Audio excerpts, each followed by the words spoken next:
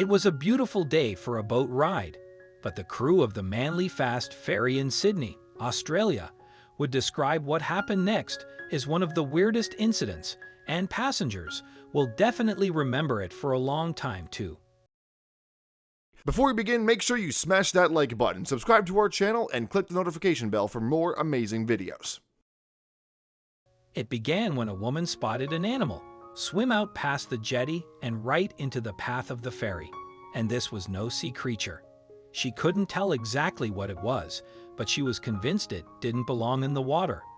The woman watched the critters swim 150 feet out past the jetty and right into the busy boat path. Something had to be done. But what? Luckily, a volunteer for the Sydney Wildlife Rescue Group named Joseph Battaglia was nearby feeding penguins. This woman came to us with a pram and a couple of kids in it. Joseph explained. She told him some kind of animal jumped into the water and is trying to swim across.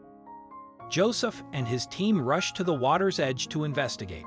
At this point, a crowd had gathered along the edge and watched in shock as the mysterious animal paddled right into harm's way. Joseph called the water police and New South Wales's Maritime Department, but neither organization could help. Making matters worse, a ferry was speeding toward the struggling animal, but the boat's captain didn't see it at first. Instead, the confused crew on board, the Manly Fast Ferry, wondered why dozens of onlookers were pointing at the water. Also, if you have not done so already, please subscribe to our channel and click that notification bell to get inspired by these animal stories every day. Now, back to the story. Finally, the crew spotted the animal, and they knew they had to help her. According to a Manly Fast Ferry spokeswoman, the crew maneuvered the boat to block the animal and encouraged her to head back to shore. At the same time, an alert sounded for all ferry travel to stop. Unfortunately, the animal kept swimming in the wrong direction, and the ferry's crew knew they'd have to take matters into their own hands. Deckhands threw a bright orange life preserver into the water, but the now frightened creature ignored it. It was a long-shot plan.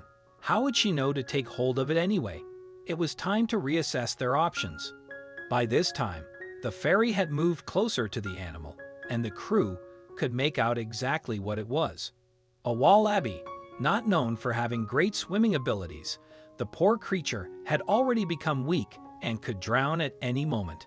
The captain steadied the ferry as best he could, and Chris carefully lowered the rope he fashioned into a lasso down into the water. He waited until he was able to position the loop around the waterlogged wallaby. After many anxieties-filled moments, the crew raised the exhausted marsupial from the water. Another crew member who'd been kneeling beside Chris used a boat hook to catch the wallaby's tail. Now there was nowhere for her to go but up. Once they had the wallaby on board, they saw just how tired the poor thing was. One of the crew members had to hold the terrified animal just to calm her down. That was when they realized they had another problem. As Chris later recalled in an interview, when we got her on the boat, our first thought was, now what do? We have a wallaby on the boat.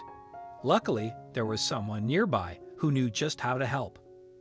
It was Joseph, the Sydney wildlife volunteer who was watching on shore. In no time, he and his team of volunteers hopped aboard the ferry and brought the animal to land, where they were immediately met with applause. Will she be okay? One onlooker asked as Joseph's team brought the marsupial to shore. From the looks on the Sydney Wildlife's team's faces, they likely knew the wet wallaby wasn't out of the woods yet. The rescuers called Jody Louise, another wildlife volunteer, who didn't believe what she was hearing. When we got the call asking us to go, we thought it was a gee-up, she said, believing it was a prank. We got there and realized it was legit. Jody brought the wallaby to a veterinarian for a checkup. The poor baby, whom Jody named Christine, had water in her lungs and scrapes on her feet, but nothing too serious. Thankfully, treatment would be simple. After feeding Christine some snacks and letting her rest, Jody confirmed that she's doing well and looks like she'll be okay to be released. In the end, Christine the wallaby was fortunate that Chris Thomas And the crew board Manly Fest Ferry went the extra mile to save her life. A lot happens on the harbor, Chris said, but this must have been one of the weirdest incidents. If you liked the video, please give it a thumbs up and consider sharing it with your friends and family. Thanks again, and we'll see you in the next one.